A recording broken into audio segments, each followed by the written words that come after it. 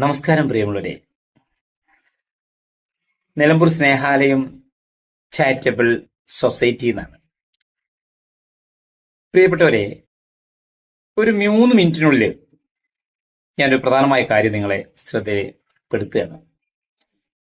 ഒന്നാമത്, നിങ്ങൾ ശ്രദ്ധിക്കൂ, നിങ്ങളുടെ വീട്ടിൽ വരുന്ന ഓരോ പിരിവുകാരും ശ്രദ്ധിക്കണം. നിങ്ങളുടെ വീട്ടിൽ വരുന്ന ഓരോ പിരിവുകാരും പകുതി കമ്മീഷൻ അടിച്ചു മാറ്റാൻ വരുന്ന വെറും ഒരു ഏജന്റുമാരാണ്. അല്ലാണ്ട് ജനങ്ങളെ നന്നാക്കാനോ പാവപ്പെട്ടവരുടെ വിശപ്പ് മാറ്റാനോ കണ്ണീരൊപ്പാനോ ചികിത്സ കിട്ടാതെ നരകിക്കുന്നവനെ അവന്റെ രോഗം ഭേദമാക്കാനൊന്നും അല്ല വരുന്നത്. ഒന്ന് മനസ്സിലാക്കണം പ്ലീസ്.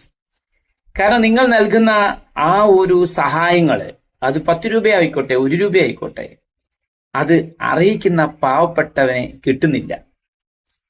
അതുകൊണ്ട് എല്ലാ പൗരപ്രമാണിമാരും പോലീസ് നിയമപാലകരും അതുപോലെ തന്നെ നമ്മൾ നാട്ടുകാരായ ആളുകളും ഒക്കെ ഒന്ന് ജാഗ്രത പാലിക്കണം.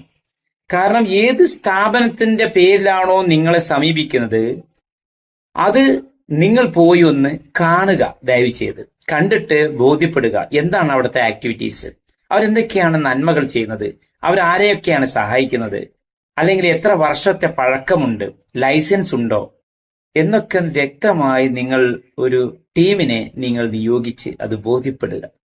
കാരണം നിലമ്പൂർ സ്നേഹാലയം എന്ന് പറയുന്ന ഈ ഒരു സൊസൈറ്റി 1994 തുടങ്ങിയിരിക്കുകയാണ്.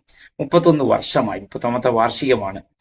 ഓക്കെ, അപ്പോ ഇവിടെ പാവപ്പെട്ട ഒട്ടനവധി ആളുകളാണ് മരുന്നും ഭക്ഷണവും വസ്ത്രവും ചികിത്സയൊക്കെ കിട്ടാതെ ഇങ്ങനെ നരകിച്ച് വിഷമിച്ച് എല്ലാവരും വരുന്ന ഒരു സ്ഥാപനമാണ്. കൂടാതെ 47 പാവപ്പെട്ട ആളുകൾ ഓരോ ഗ്രാമപ്രദേശങ്ങളിലേക്ക് പാവങ്ങളാണ്. അവർക്കൊക്കെ ഒരു നേരത്തെ ഭക്ഷണം കൊടുക്കുന്ന, അവരെയൊക്കെ പഠിപ്പിക്കുന്ന ഒരു കൂട്ടായ്മയാണ് സ്നേഹാലയം. ഞങ്ങൾക്ക് പണത്തേക്കാൾ കൂടുതൽ വേണ്ടത് ഞങ്ങൾക്ക് ഭക്ഷണമാണ്.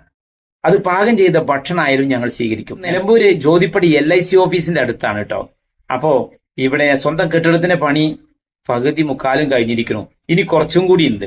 ജാതി മതം രാഷ്ട്രീയ സംഘടന ഒന്നുമില്ല. വിശന്ന് വരുന്ന ആർക്കും ഒരു നേരത്തെ ഭക്ഷണം അല്ലെങ്കിൽ കിടക്കാൻ ഒരു പായ ഇപ്പോഴും ഉണ്ടാവും. അപ്പൊ അതുകൊണ്ട് പിന്നെ ഭക്ഷണം എത്ര കിട്ടിയാലും ഞങ്ങൾ ആ ഓഡിറ്റോറിയത്തിനോ വീടുകളൊക്കെ ബാക്കിയുണ്ടെങ്കിൽ ഒക്കെ വിളിച്ചോളൂ. അപ്പോൾ നമ്മളെ ചാരിറ്റി അതിലെ പൊയ്മുഖങ്ങളെ തിരിച്ചറിയുക, എല്ലാവരും വേണ്ട രീതിയിൽ കൈകാര്യം ചെയ്യുക. Thank you. നമസ്കാരം.